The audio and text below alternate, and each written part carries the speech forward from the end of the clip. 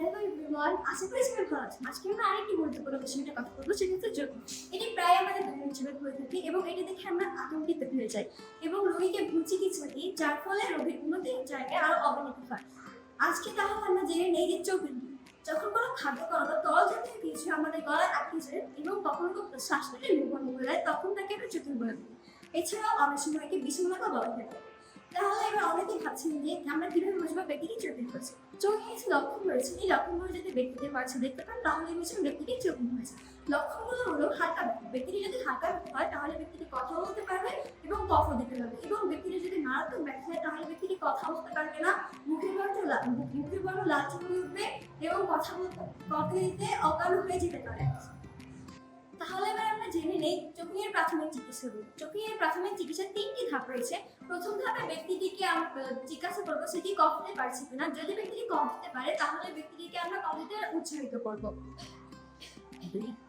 এতেও যদি কাজ না হয় তাহলে আমরা দ্বিতীয় ধাপ অনুসরণ করবো। দ্বিতীয় ধাপে ব্যক্তিটিকে যদি সকাল অবস্থা থাকে তাহলে ব্যক্তিকে দাঁড়া করাবো। তারপর তার পায়ের মাঝে আমরা একটা পা দিয়ে তাকে সাপোর্ট দিব এবং তার হাত দুটি গলার মধ্যে দিব এবং আমার এক হাতের সাহায্যে ব্যক্তিকে একটু ঝুঁকিয়ে দেবো। তারপর আমার হাতে ব্যক্তির শ্বাসনালী খুলে দেবো। শ্বাসনালী খুলে দিয়ে আমার হাতে কালো রেখার যে শক্ত নীতি আছে তার আমার এই হাতের শক্ত নীতি তার পিঠের মাঝ বরাবর 5টি চাপে দিব। 1 2 3 4 5। এতেও যদি কাজ না হয় তাহলে আমরা ধাপ 3 অনুসরণ করব। ধাপ 3-এ ধাপ 2 এর মতো একইভাবে দাঁড়া করাবো এবং ব্যক্তির পায়ের মাঝখানে আমরা একটি পা দিব এবং তার হাত দুটি গলায় ঘষে দিব এবং তার শ্বাসনালীটা খুলে দিব। খেয়াল রাখতে হবে আমরা ব্যক্তিটিকে কিন্তু এবার ঝুঁকাবো না, এবার ব্যক্তিকে সোজা রাখবো।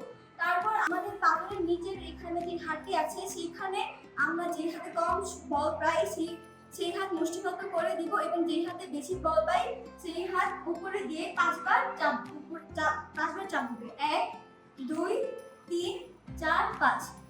এক্ষেত্রে খেয়াল রাখতে হবে আমাদের কিন্তু ব্যক্তিটি সমান হাইটের হওয়ার চেষ্টা করতে হবে এবং চাপগুলো যাতে চামড়ায় টান না করে এবং চাপগুলো যাতে উঁচুমুখী হয়। তাহলে চলো এবার আমরা জেনে নিই অপ্রাপ্ত বয়স্ক 1 থেকে 7 বছরের অজ্ঞান শিশুর জন্য আমরা কি করতে পারি।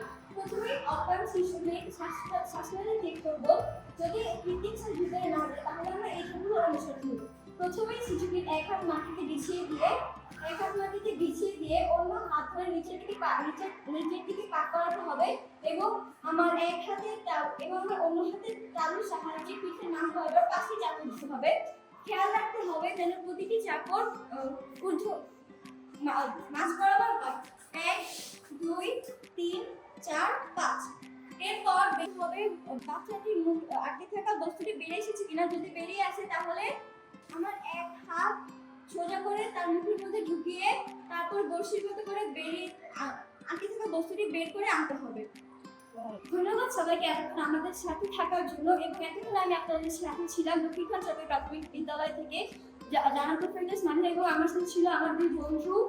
আমার নাম সিমিকে একটা আমেনা, আমার নাম তন্নি বসু।